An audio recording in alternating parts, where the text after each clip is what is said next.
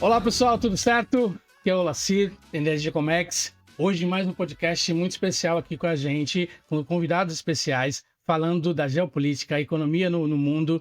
Esse vai ser um dos podcasts mais legais. Nós falamos já aqui atrás sobre câmbio, sobre a importância de fornecedores na China, mas hoje vocês vão se surpreender com o conteúdo que nós vamos falar aqui hoje, tá bom? Então fica conosco, não esqueça da notificação, para você poder assistir todos os nossos novos episódios.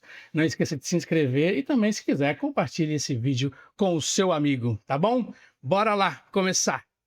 Eu gostaria já de falar aqui sobre... Eu até coloquei um rótulo aqui interessante. Eu até ler para vocês que eu falei assim, ó, que aqui o papo é reto. Então não é um economês chato, né? É como o Luciano falou lá na última vez que eu estive com vocês, é muito tranquilo de ouvir, né?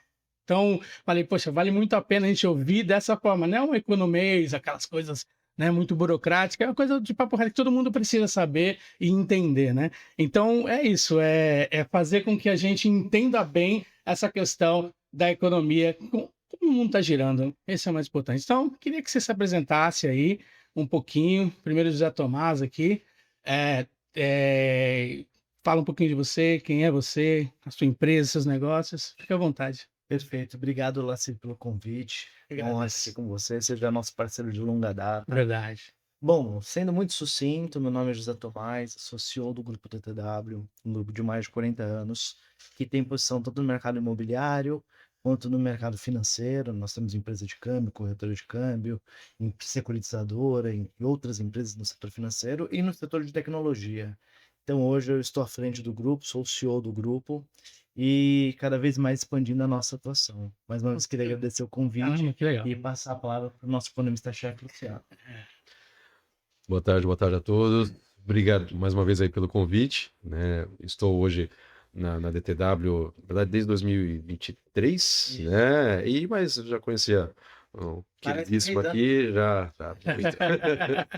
E economista-chefe, CFO, né? Temos aí uma vertente de finanças dentro do grupo, né? Então é importante a gente ter esse embasamento e um pouquinho do que a gente vive lá, falar aqui com vocês. Tá certo. Ele foi muito, né, sucinto. O cara é professor, né?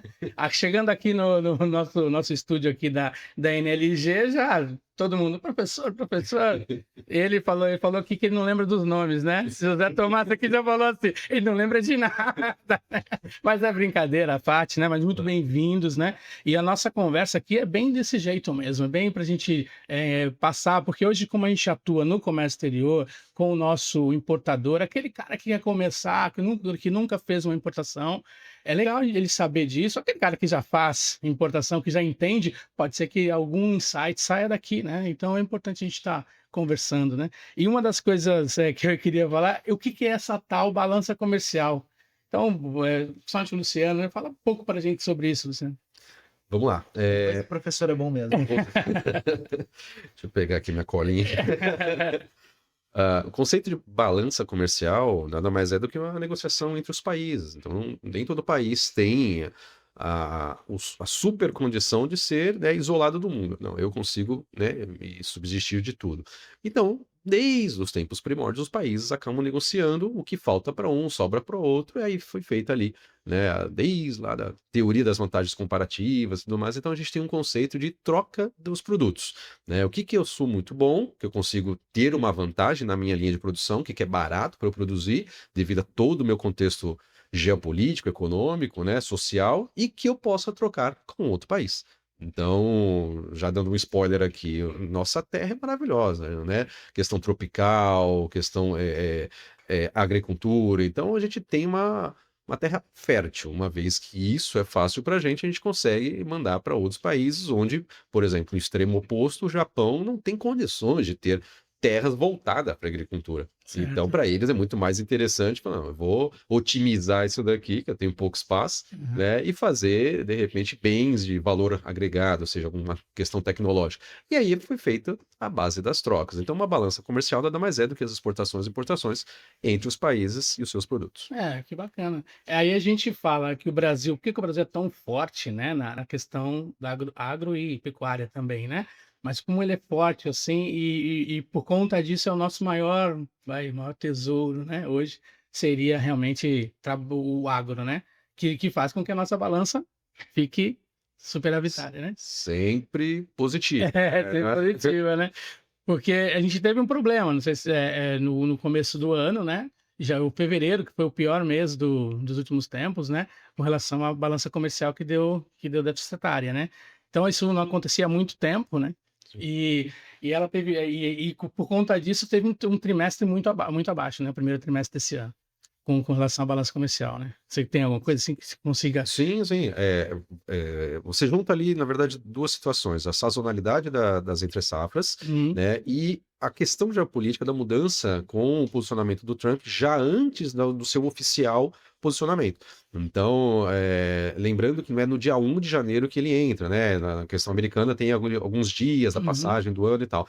Então, o próprio mercado ficou um pouco receoso. Então, você entra, como que vai ser, né? Posso ou não fazer já esse frete, fazer ali uma venda a um tempo, eu vou receber, como é que vai ser o câmbio para isso? Então, houve naturalmente isso, depois, nos detalhes aí do uhum, podcast, a gente esmiuça, né, pessoal? uhum.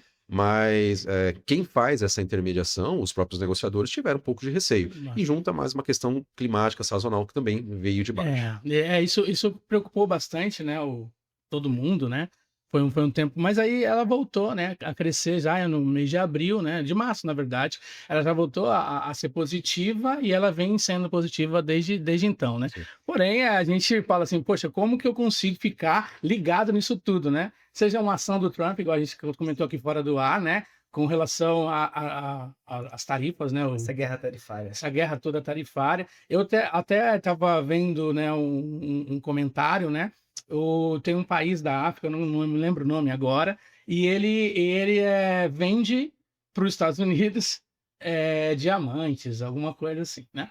E aí fala, mas só que esse cara não compra nada dos Estados Unidos, né? Então a balança comercial entre os Estados Unidos e esse país é sempre ruim para os Estados Unidos. Aí ele fala, por isso que eu vou colocar uma tarifa lá em cima, mas não faz sentido com um país tão pequeno. E aí essa guerra tarifária, ele quis só realmente, depois até ele voltou atrás, né? E esse país não teve essa tarifa aumentada, só ficou mesmo entre Estados Unidos e China mesmo. Mas assim, olhando para o que está acontecendo no mundo, né? Como que isso afeta aqui o Brasil hoje, assim, na sua opinião? Bom, então essa eu vou comentar. Uhum, Bom, a partir do momento que a gente tem toda essa guerra comercial e a guerra tarifária acontecendo ao redor do mundo, que agora está indo para além de produtos, já tinha uma guerra antiga do Brasil com os Estados Unidos no setor de aço e outros setores, mas isso virou multilateral, um monte de retaliações entre Estados Unidos, China e outros países, a própria União Europeia, o que transcendeu a parte dos países e partiu para portos e até navios com bandeiras diferentes, enfim. uhum, Também tem uma tarifa hoje sobre navios. Então, essa guerra tarifária global criou esse cenário complexo. O Brasil tem uma moeda de troca, partindo da teoria do escambo e das trocas comerciais, que são os alimentos. Nós somos líderes nos produtos primários, na parte agrícola, uhum. né, com várias commodities despontando, como açúcar, suco de laranja, proteína animal. Então, o Brasil ele acaba tendo uma vantagem porque as pessoas podem ficar sem um iPhone, mas sem comer ninguém pode, né? É uma Exatamente. necessidade fundamental. Uhum. E embora os Estados Unidos tenham uma grande plantação de milho e outras commodities, não chega no tamanho da nossa. Então, obviamente, como nós temos o que é positivo, o que é negativo, do ponto de vista de mercadorias, a necessidade fundamental de alimentos deixa o Brasil numa posição de certa tranquilidade e de certo poder de negociação. Sim, Porque se os Estados Unidos também impor tarifa, impor barganha, o pessoal não come. É uma exatamente. problemática muito grande. Mas o outro ponto é que a nossa moeda está muito enfraquecida. O Uhum. real veio se enfraquecendo nos últimos anos, e nessa questão de fato monetária, de moeda e de trocas, a gente acaba tendo uma dificuldade um pouco maior, ainda mais com essa instabilidade. Mas você vê, tipo, por algum futuro assim dessa moeda fortalecer, ou é alguma política do país mesmo deixar essa moeda nessa questão de enfraquecimento assim? Eu vejo, Igual faz a China, né? Que ela tem uma sim, estratégia Olha, falando de Brasil, as estratégias elas mudam todos os dias de acordo para onde o vento assopra. Aham, Eu acredito que esse plano, não só de redução da taxa de juros, como questão cambial, seja um processo de governo de longo prazo, não é entendi. uma coisa de plano de Estado ou plano de governo, né? Que cada troca política oscila bastante. Se dependesse só de uma questão estratégica, acho que o governo estaria combatendo e sendo eficiente na taxa de juros que vem assolando bastante o próprio governo. Entendi. A gente tem vivido isso, Me senti muito tecniquez, né? Vou te saber mais. Mas Não, mas eu acho que foi bem esclarecedor, assim, da forma com que você colocou.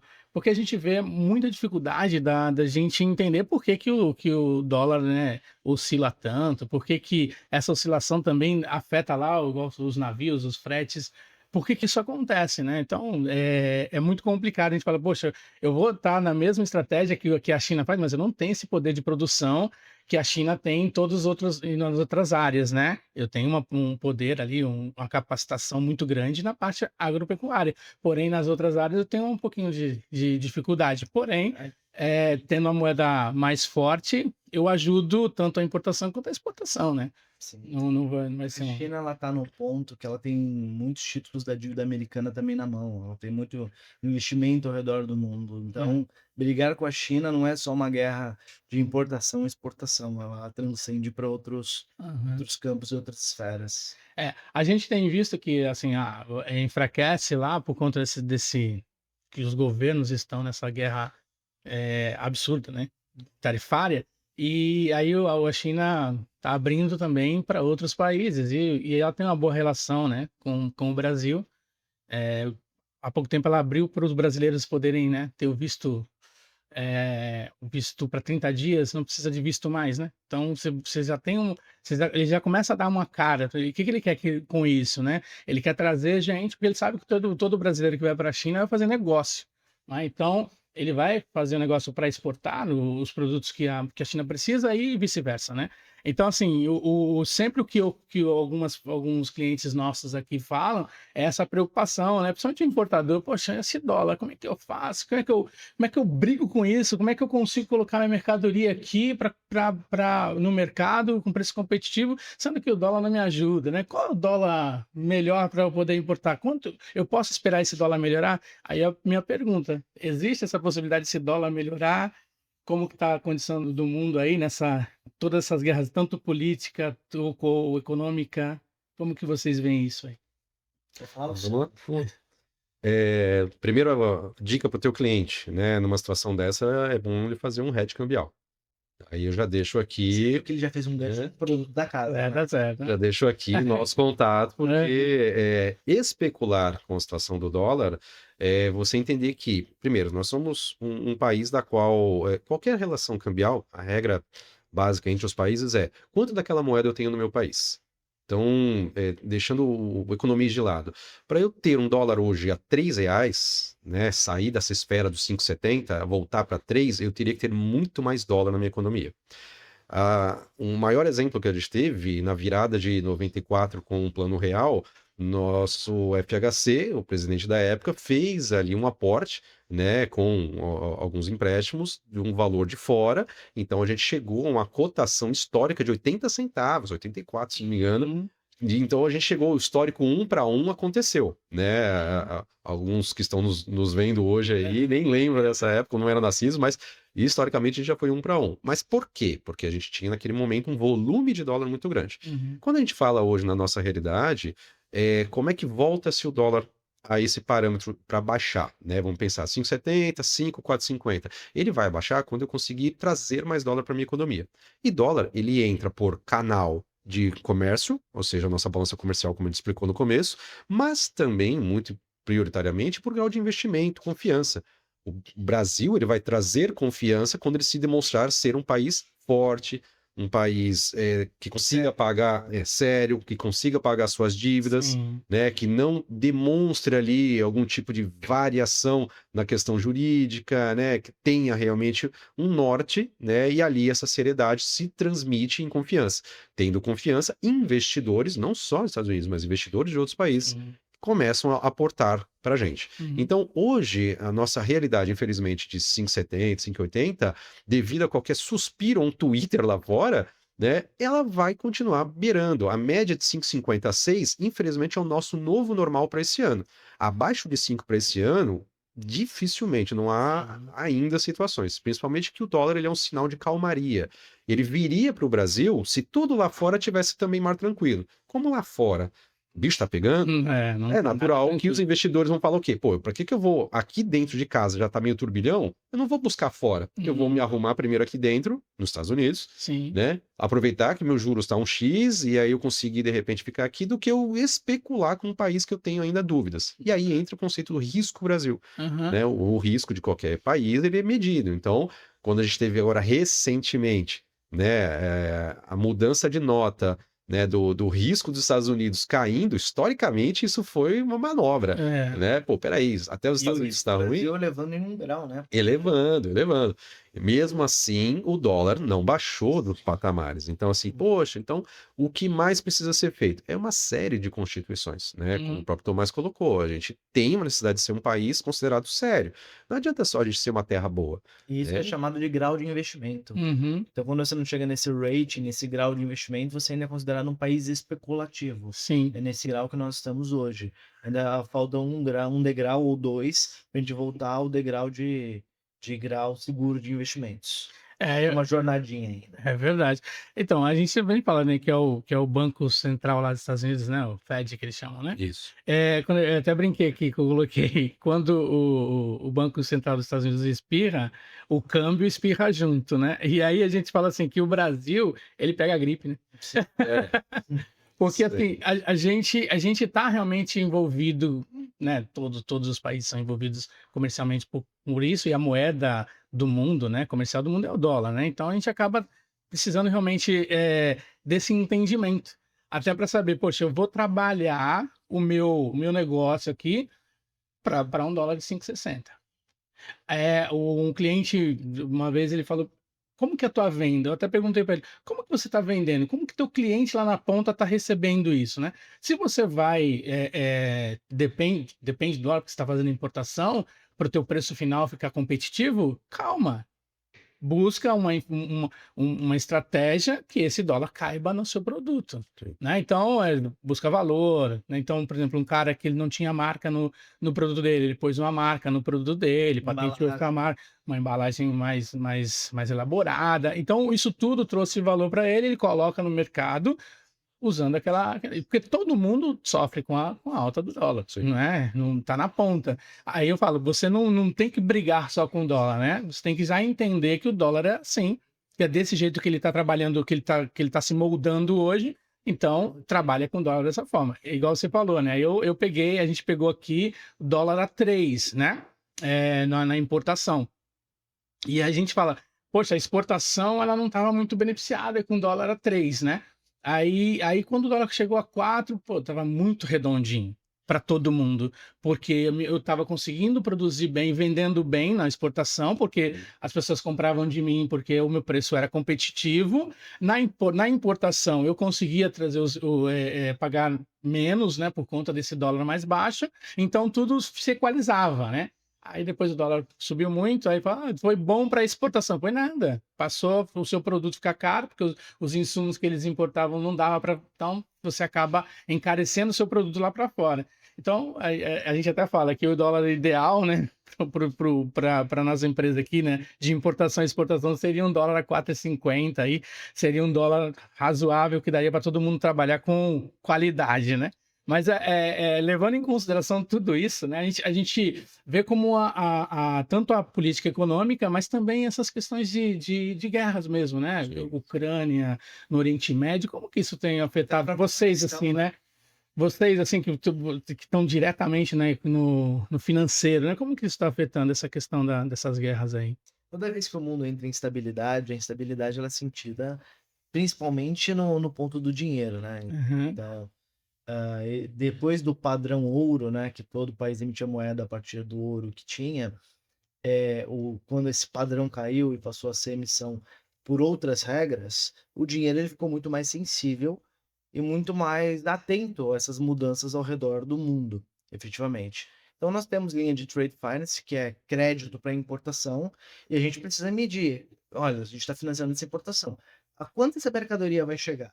Se entrar uma tarifa diferente, uma mudança tarifária, seja no navio, seja contra o país, seja qualquer tarifa que seja criada, uma mudança no IOF, qualquer mudança, como isso afeta o produto? Porque a gente sabe que dependendo da margem do produto, uma mudança abrupta pode inviabilizar a própria mercadoria. Exatamente. Então a gente analisa com muito cuidado, muita cautela, então, principalmente na estratégia de valor agregado. Se o produto é uma commodity e a estratégia do importador é também comoditizada, ou seja, ele está brigando no câmbio, ele está brigando por margem, a gente olha com mais cuidado, porque a chance desse cara tomar um loss, tomar uma Uhum. perda grande fica muito alta.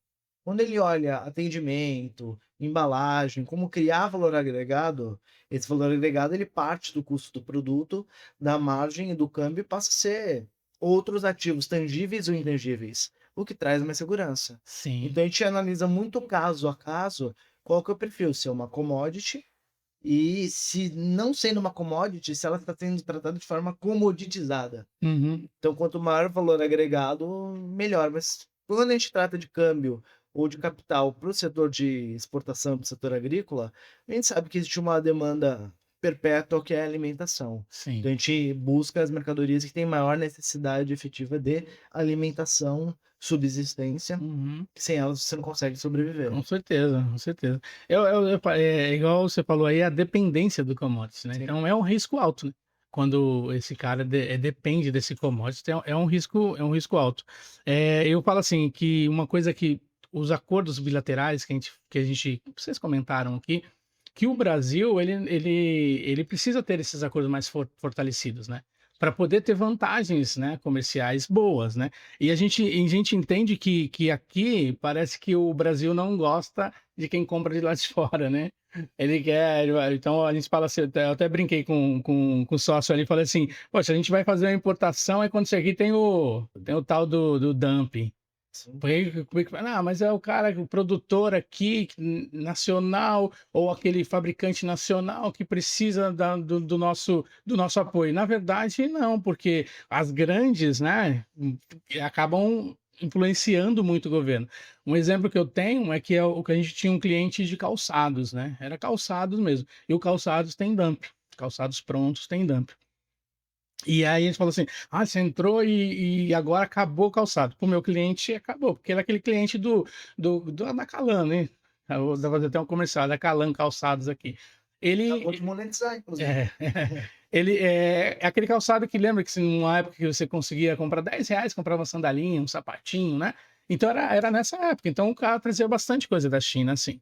E aí eles pegaram o mercado, os fabricantes nacionais entraram realmente com o governo e solicitaram, né, uma ação do governo para limitar essas importações. Porém, os grandes, né, Adidas, Nike, esses continuaram importando do mesmo jeito. Então, assim, beneficiar esses Tem a caras. formiga, outra coisa espremeu o gorila. Exato, exato. Então, hoje a gente fala que essas questões realmente abalam muito a vida do importador e do exportador, né? Igual você falou, o exportador, ele às vezes fica preso, né? Na commodity, né? Então, é importante que a gente, esclarecendo isso, igual você falou, esclarecer isso para esse nosso ouvinte aqui, para o nosso espectador, assim. Perfeito. Sabendo que a sua empresa tem uma força muito importante para os clientes importadores, e até privilegiando a sua audiência, agradeço novamente Uhum. o convite, do ponto de vista do importador, ele tem que sempre buscar sair ou comoditizar a mercadoria. Porque se ele olhar como uma commodity, seja um celular, um eletrônico, uma máquina, ele vai estar sempre sujeito às alterações de temperamento, alterações políticas, uma tuitada, ele fica muito mais suscetível a Uhum. isso. Então ele tem que procurar o valor agregado até para poder ser bem visto por outros entes e outros players financeiros. Porque quando a gente está olhando uma importação, não sei, do lado da NLG, a gente está olhando um projeto, como construção de um prédio, como uma plantação, e o projeto ele tem que ser viável hoje até aquele estoque esgotar. Uhum. Então você tem todo o trânsito da mercadoria pelo frete marítimo, você tem o desembaraço no porto quando chega, o transporte, a distribuição. Então ela tem que ser viável desde o momento do desejo da ideia até o final do processo. Uhum. Então, o que a gente dá de dica, digamos assim, para o seu cliente é que busque valor agregado, independente não só no valor e no preço, efetivamente, mas no atendimento, na embalagem, seja lá como for. Para o exportador, obviamente, ele está muito mais sujeito às necessidades e à oferta e demanda das compras, e o dólar, assim por diante, ele acaba ficando mais sensível. Hum. Mas a lógica do valor agregado continua funcionando. Hoje em dia, cafés especiais, mesmo com café em disparada de preço, café especial brasileiro tem uma demanda gigante. Uhum. Porque procurou um valor agregado, sendo na irrigação, sendo na embalagem, sendo na seleção. Então, até dentro das commodities, você tem empresas que fazem triagem de grãos, beneficiamento. Isso acaba sendo, no fim do dia, também um valor agregado. Hoje o importante mesmo é você entender o teu mercado, né? Porque, como eu falo para os clientes aqui, você entende o seu mercado? Você sabe quem é o teu cliente que vai comprar na ponta? Se você entende isso, a logística, essas outras é mais fácil de você lidar com um profissional do ramo, mas se você entende o seu produto, entende o seu cliente, é muito melhor. Você falou de café, até esses dias eu comprei café em grãos, né, aí lá tem a torra média, né, Sim. torra não sei das quantas, tem uma Que é a peneira.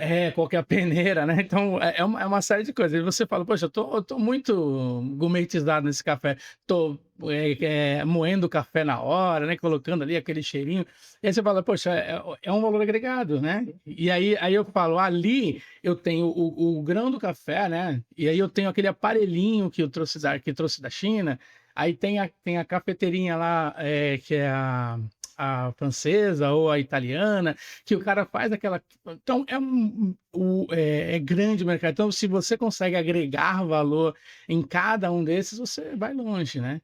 E aí eu falo de oportunidades, né? Essa questão de oportunidade. Às vezes o cliente ele acha que a oportunidade tá. Todo mundo vende capinha. Eu quero comprar capinha. Não é assim, né? Oportunidade é o que você Não, falou. e quem vende, como é que se faz essa entrega, tudo isso agrega valor. Vacilo, meu amigo, eu vou precisar pedir licença. Eu tô Aham. com a agenda hoje bem complicada, mas eu deixo aqui o Luciano de Não, garantia, tá certo. de avalista desse nosso podcast. É, Queria tá agradecer a certo. oportunidade mais uma vez e dizer que o grupo DTW está sempre de portas abertas Poxa, com qualquer um das áreas de atuação, tá certo. seja na área imobiliária, que nós somos parceiros, Aham. financeira também, ou na área de tecnologia. Tá certo. Eu que agradeço você e obrigado E pela peço sua. desculpas por estar saindo antes.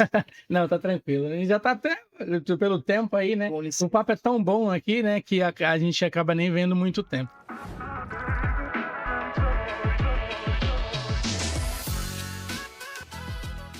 Então, por que que é necessário que um empresário, alguém que está querendo iniciar nesse ramo, a geopolítica é importante entender? Legal, vamos lá. Eu acho que vamos dizer assim, como um bom professor aqui, Hum. que posso já deixar tarefa de casa aí para todos os nossos ouvintes, o entendimento da elasticidade monetária cambial, né? Um nome enorme, mas é um conceito extremamente simples. Elasticidade monetária significa quanto é a variação que eu tenho da minha moeda que eu estou transacionando naqueles momentos, né? Então, hoje, quando a gente fala de uma elasticidade cambial, o dólar ele pode ser 10 a 15 centavos no momento abrupto de um dia. Então, isso hoje é o aceitável. Mais do que isso, lógico, tem interferências, deve ser uma coisa muito maior e já são momentos um pouco maiores, né? 5 centavos é uma variação diária aceitável. Então, entender que 15 centavos, 20 centavos poderia ser um range que a cada dólar, você trazendo isso para o teu produto, né, você tem como aguentar esse baque, né? Então, aonde está realmente a tua margem? Então, as pessoas, né, todos os clientes aí fazendo uma movimentação de exportação e importação, entendendo que, pô, o dólar hoje 5,60, pô, vou trabalhar com 5,60, 5,65? Não, trabalha pelo menos com uma gordura de 15 a 20 centavos, minimamente. Então, Entendi. pô, mas isso é muito. Sim, é muito, mas é o que pode acontecer, como a gente teve semana passada, retrasada. Uma situação que o Trump acordou lá de pé esquerdo. Ah, hoje não vou fazer tal coisa. Ah, outro dia ele cismou com a Europa. Né, Uhum. tava quieto ali com os caras. Ah, não, hoje não vou querer fazer nada com a Europa. Pronto, aí o dólar subiu lá 12, 15 centavos num dia só e 2 dias depois ele já voltou ao normal. Então, assim, essa variedade, essa variância, né, ela pode dar até um conceito comercial de decisão. Ó, peraí, diante disso, pô, vou esperar um pouco, vou esperar baixar um pouco, vamos assinar isso daqui uns 2 dias, né? E aí o teu cliente vai tendo uma noção, né? Aí entra no contexto geopolítico. O que que eu devo observar? Hoje, qualquer exportador e importador, obrigatoriamente, isso aí não é papo de professor que eu falo para os alunos, você tem que acompanhar a economia. Se você está envolvido nesse mercado, esse mercado tem reflexos geopolíticos. Uhum. Então, pô, né, eu devo seguir e tal. Não, cara, de manhã, lição de casa, de manhã, dá uma olhadinha, 10, 15 minutos, como é que foi o dia anterior, decisões, pesos, 2, 3 sites principais, tem um pessoal da Reuters, Bloomberg, tem investing.com, são sites hoje que tem tudo mastigadinho, você Uhum. consegue ali ter acesso, dar uma olhada se teve alguma coisa tensa ou se aquele dia vai ter alguma decisão tensa. E aí você pode tomar um norte ali de saber. Isso é a situação vai de precaução. Uhum. Partindo do pressuposto de teoria da crise, ou seja, já aconteceu alguma coisa inesperada, o que que devo fazer? É entender qual é a volatilidade que teve. Pô, 10, 15, 20 centavos aumentou aquele dia? Será que vai aumentar mais no dia seguinte? Aí é a tomada das medidas. Você pode esperar para assinar isso, é bom para você essa margem, você tem como garantir isso no teu valor agregado, Sim. é uma margem de lucratividade que você, não, tudo bem, vou te dar um desconto, a gente não considerava esse aumento, ou já faz tudo baseado nessa gordura, né? Uhum. Ah, Luciano, mas aí eu não vou conseguir vender. Então vamos lá. Uma das situações, de novo, geopolítica, que quando o Trump colocou tarifa para todo mundo, né, que todo mundo se desesperou, Aham. né? E uma das coisas que eu Todo mundo. uma das coisas que eu comentei, falou, olha, gente, como a tarifa foi para todos, literalmente aí, né, quase né, mais de 150, 180 países aí, e lógico, teve os queridinhos, né, e a gente ficou com aquela margem ali dos Uhum. 10%. Então, quando você toma uma porrada de 10%, olha pro coleguinha, fala, pô, peraí, o cara ali tomou 80, 140, É, 60. verdade. Então, tudo tomou uma nova proporção e dentro Uhum. dessa proporção, a gente ainda saiu na vantagem. Sim. Então, peraí, não é que a gente, né, nós somos a tarifa. Não, olha para o contexto geral, todo mundo tomou. Então, quando o chinês, o europeu vem conversar contigo, ele tá pagando mais caro. Então, o que que a gente pode fazer para agregar nesse caso? Porque a gente tem uma Isso. gordura maior do que ele. É. A gente Então, tem uma oportunidade aí, né? exatamente. E como o Tomás colocou, né, na primeira parte, nós somos o celeiro do mundo. Então, vamos negociar a comida.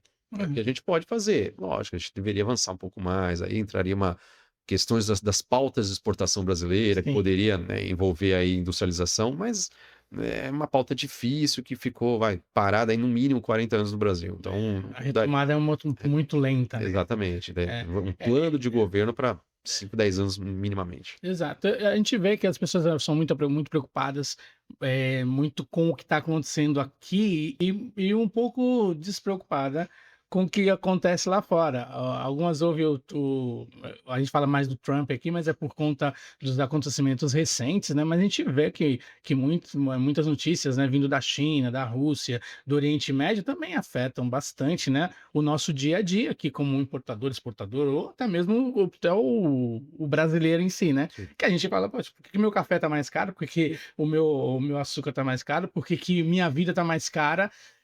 Disso tudo tem uma relação mundial, né? Sim. Então, eu vejo que do jeito que vocês explicaram hoje, fica muito mais fácil, muito mais é, é, di- diferente de entendimento, sabe? Sim. Eu Facilita muito a vida do. queria até dar um exemplo, essa situação que você falou, né? Coisas que acontecem sobre o câmbio não obrigatoriamente são atitudes políticas. Uhum. O câmbio, ele é um reflexo de uma moeda, a moeda, ela tem por interferência o conceito econômico. O conceito econômico primário, seja no micro ou no macro, eu estou falando de oferta e demanda. Então vamos pegar um infeliz exemplo da situação agora dos ovos de Páscoa. Né? Por que a gente chegou a ter ovinhos de 100 gramas a mais de R$ 100? Né? Todo mundo pensa, pô, foi o governo, foi o A, o B, foi o Trump. Não, na verdade foi um reflexo de uma questão climática que teve nos 2 países principais exportadores de cacau no mundo, onde a própria situação de produção deles caiu mais de 50%. Então, eles não tinham produto para vender. Uhum. E é o mesmo efeito que a dona de casa tem quando a gente vai fazer uma feira. Então, você tem uma safra ruim, um final de semana que não conseguiu laranja, ou o tomate veio, né, porque caiu um granizo, alguma coisa na produção, Uhum. vem pouco tomate. O que acontece quando vem pouco? O preço sobe. Sim. Então é o mesmo reflexo que a gente tem. Então, quando a gente fala de câmbio, além, logicamente, que a gente fica, né, como a gente pautou agora, a geopolítica, decisões, governo, estratégias, política monetária, tudo isso são necessidades. Uhum. Agora, a gente não pode esquecer do conceito primário. Uhum. E se ainda assim tiver um elinho, tiver uma situação de um tsunami, Exato. né? Então, assim, ainda assim pode piorar? Uhum. Pode. E aí essas situações não tem o que pensar. Pô, mas o dólar vai subir com isso? Aí já entender. Sim, vai subir por conta exatamente desse E é contexto por de isso que preço. tem que fazer o contexto que você colocou de você já pensar nesse dólar com os 15% ali, né? Sim, Que aí você fica mais confortável em trabalhar com essa diferença aí, mesmo que dê algum problema, né? No mundo que possa aumentar a moeda ali, né? sim, Então, é assim, aí, isso que eu falo que é importante para o empresário entender, né? O empresário brasileiro, é que você precisa saber de verdade o que está acontecendo, não só no seu contexto, né? Mas um contexto mais abrangente, que é o contexto mundial. Mas legal. Eu queria aqui, assim, te agradecer demais, Luciano, porque, assim, o que você fez nesse tempo aqui, né? Deu quantos minutos? Nem sei, né? Eu tô 36 minutos aqui, muito rápido, né? No 40 minutos a gente. Fora a conversa fora, né? Isso já ajuda, nossa, é muito bom também.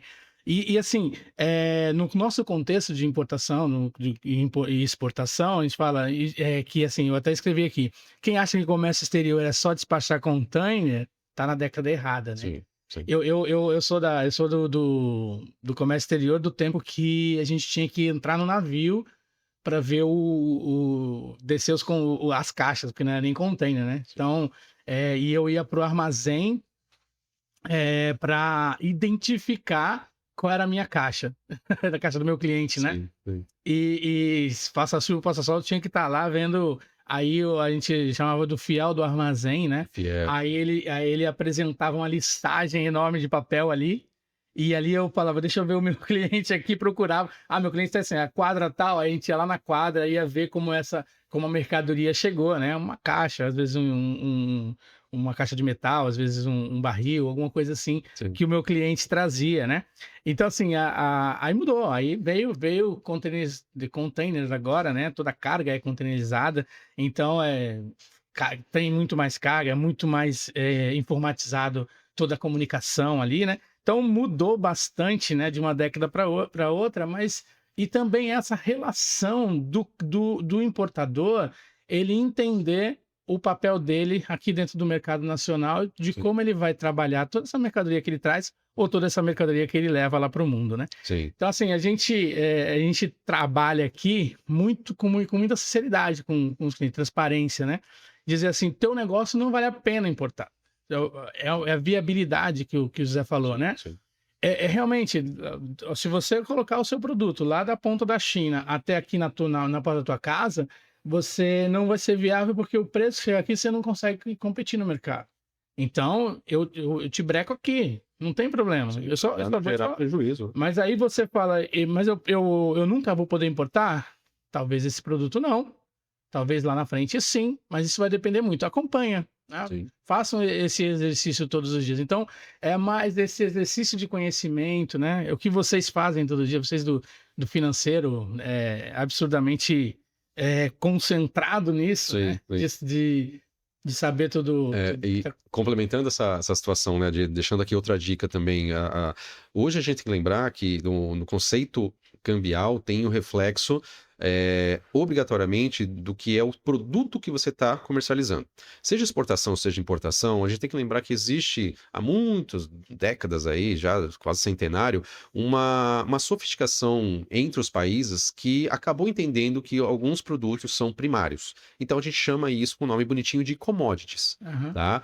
Então, o que é uma commodity? É um produto pela qual ele é igual em qualquer país. Então, cacau, ele tem até o código na Bolsa Americana. Então, assim, ele é um produto mundial. Minério, sal, açúcar, são produtos de milho, enfim. O agro, de maneira geral, né, partindo também metal, cobre, bronze, são produtos da qual eu tenha uma questão de preço mundial. Uhum. Uma vez entendido que, vou começar a trabalhar aqui com o pessoal da NLG e tal, não sei o quê. Legal. O que que você vai trabalhar? Eu vou trabalhar com bronze. Pô, legal. Vamos dar uma olhadinha no histórico do bronze? Como é que ficou ali a variação dele com tudo isso que está acontecendo? Pô, ele valorizou, desvalorizou. Então é legal que o exportador ou importador, ele entenda o produto base dele, Uhum. né? Eu vou trabalhar com shopping, vou vender roupa, não tem nada de commodities. Peraí, produto têxtil. Como é que tá o algodão? Como é que tá lá? Então, assim, tudo na sua primária condição, ele tem um produto em commodity.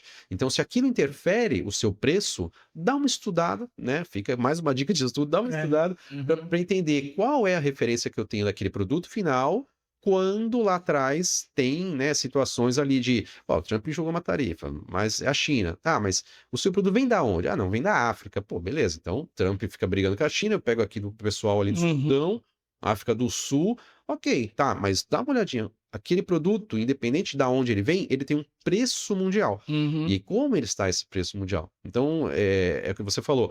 Hoje, exportar e importar não é só mais olhar um container, né? E vamos além, a gente está até uma micropauta aqui.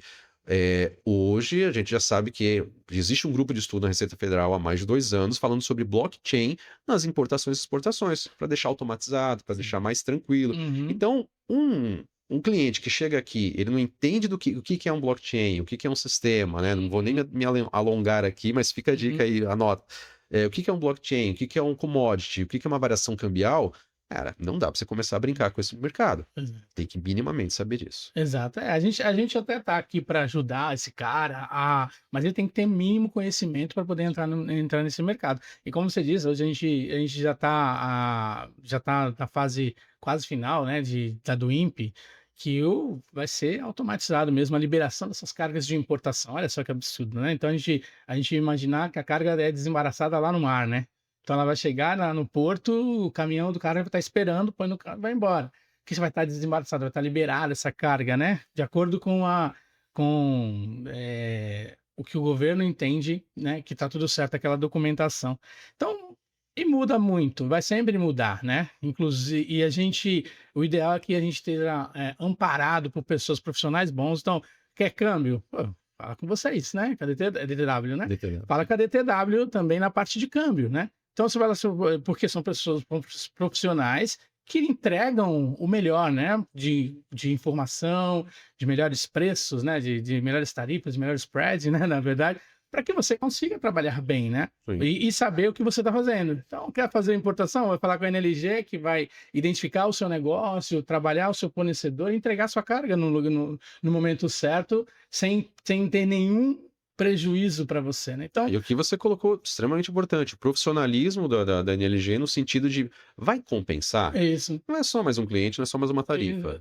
Eu acho que aquela primeira correlação de honestidade, o cliente já entende que, opa, não, faz sentido. Realmente eu cheguei em casa, fiz as contas, putz, é mesmo, não teria margem, né? E para você seria mais um Pode atendimento. não ser o seu momento. Exatamente, Então, câmbio é isso. Talvez não seja o momento, seja o né? momento. Começa com uma outra vertente, tem algo paralelo, Aham. né? Vê uma outra infraestrutura, de repente, né? Conversando com o cliente, dá essa orientação. Exatamente. A gente fala muito do diagnóstico, né? Então a gente chama o cara, ele se cadastra lá com a gente entra em contato, conversa com ele e faz um diagnóstico com ele, né? Pô, quem você é, né? Você tem orçamento para fazer uma importação? A gente fala qual o mínimo que você pode importar, que seria viável importar. Então, às vezes ele chega aqui, eu quero importar, eu tenho R$ 5.000. Infelizmente, R$ 5.000 você não vai conseguir importar uma importação de uma pessoa jurídica nos parâmetros que devem ser feitos. Não dá. Então a gente entende que há uma vontade muito grande desses caras serem importadores, mas a gente fala, você vai ser sim, é só você ter o conhecimento certo, ter poder de capacidade financeira para fazer aquilo, e aí dá tudo certo. Mas mais uma vez, assim, agradecendo demais você Eu que aqui, agradeço. né?